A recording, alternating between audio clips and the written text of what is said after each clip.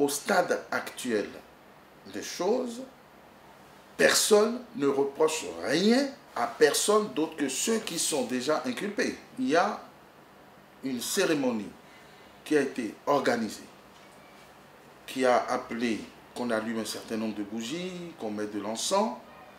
Et dans le cadre de cette cérémonie, je ne dis pas, ou plutôt à l'occasion de cette cérémonie, on a enregistré des décès. C'est un drame, c'est sûr. Et ce drame est déploré à tous les niveaux. Et il ne peut y avoir de manière incontestable de lien de causalité entre la cérémonie qui a été organisée. En tout cas, je mets au défi n'importe quelle autorité de nous en faire la démonstration, la preuve.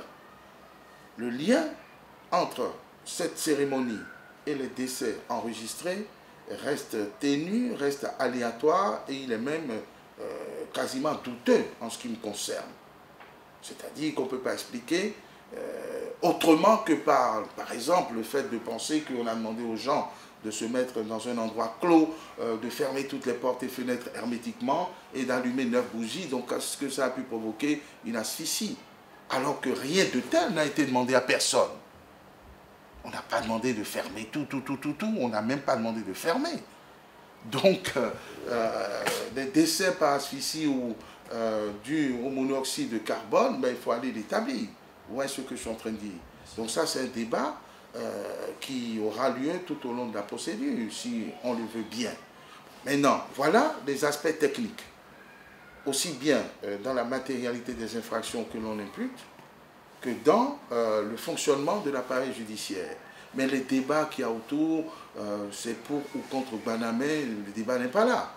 Il ne faut pas se fier forcément à ce qui se passe sur les réseaux sociaux. Il n'y a pas d'audience. Moi, j'étais à Porte-Nouveau.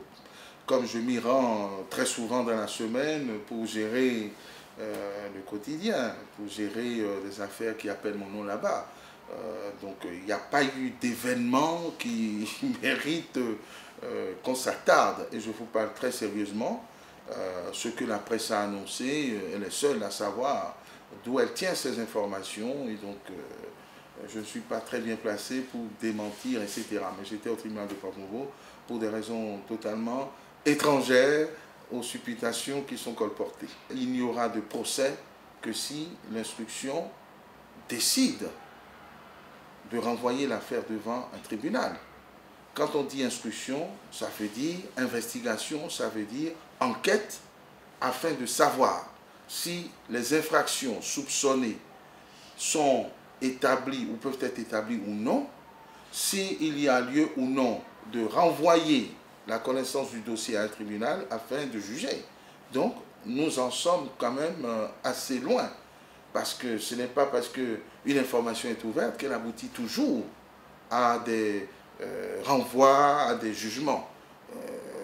Les autorités veulent regarder de plus près ce qui s'est passé, et quand elles auront acquis la conviction que personne n'a jamais cherché à attenter à la vie de l'autre, ni volontairement ni par imprudence, on peut s'orienter vers toute autre chose qu'un jugement. Donc il faut que nous restions calmes et que nous ne devancions pas les événements. Mais moi, en ce qui me concerne, mon opinion est faite. Mon opinion est faite. Je veux dire, je comprends et je valide la suspicion des autorités judiciaires qui ont le devoir de voir ce qui se passe et qui ont peut-être craint que leur inaction ne donne lieu à des interprétations.